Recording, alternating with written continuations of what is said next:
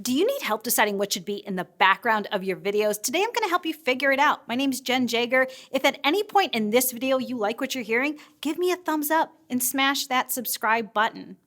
So typically when you see me in my videos, I'm either here in the Plum Production studio with this brick wall behind me, I might be at my desk, or I'm in this angle in our studio, or sometimes I'm out in the field. So which one is the best choice? In reality, there's really no right or wrong answer. YouTubers at the top of their game shoot in all different types of environments, so let's just figure out which one is the right one for you. Your first option is an artificial, simple background. So this just could be a solid painted wall or a paper roll or a fabric backdrop. What's great about these simple backdrops is that they really keep the focus on you. And if you want to add text or effects into your video, then they will really stand out over a simple background. The drawback of a simple background like this is that it really requires a lot of space. You may think that a 5-foot wide paper roll is plenty wide enough for your backdrop, but actually you have to stand really close to that backdrop in order for the paper to fill the frame in your shot. And when you have to stand really close to a backdrop, you end up getting a lot of really harsh shadows with your lighting. So what you want to go for is a much wider paper roll or wall or piece of fabric, maybe even 10 feet wide, but you have to think, do you have space to store a 10-foot wide paper roll in your home and set it up every time you want to shoot? Just to give you an idea, my brick wall is about 12 feet wide and I'm standing 8 feet from it. Your other background option is a natural setting. So this is a place that already exists in your world. It could be your office, your kitchen, Times Square, wherever. Natural backgrounds are super on trend right now, especially if they have movement in the background, like people working. They're also free, which is great.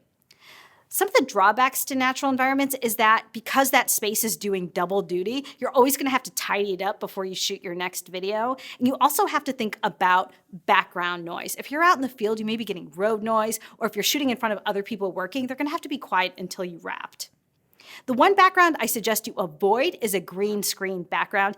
Getting a clean cutout on a green screen is really difficult and time-consuming in post-production, especially if you have long, light, or curly hair. If you don't know what I mean, check out some other YouTubers who shoot over green screen backgrounds and look closely to their shoulders or their hair. You might see a green halo, or the edge of their body kind of disappears and reappears a lot. It just doesn't look good, and I think you should avoid it.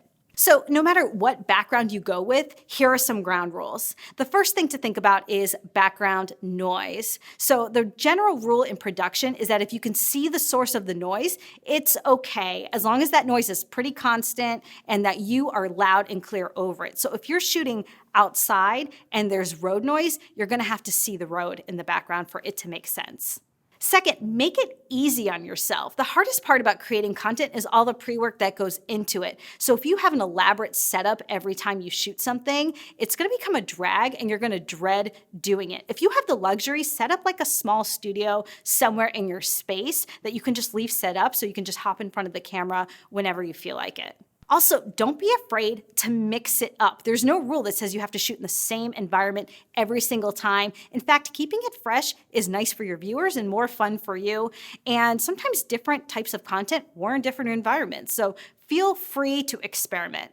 And lastly, just remember, your background isn't that big of a deal. It just really isn't. If people are paying that much attention to what's behind you, they're missing the great content that's coming out of your mouth that you worked so hard for. So as people say nowadays, it just isn't that deep. What's most important is that you're getting out there and you're creating that content. I have a whole playlist dedicated to stepping up your video production game. So if you're interested in more tips like this, check it out. Hit the subscribe button, give me that thumbs up, and I'll see you next time.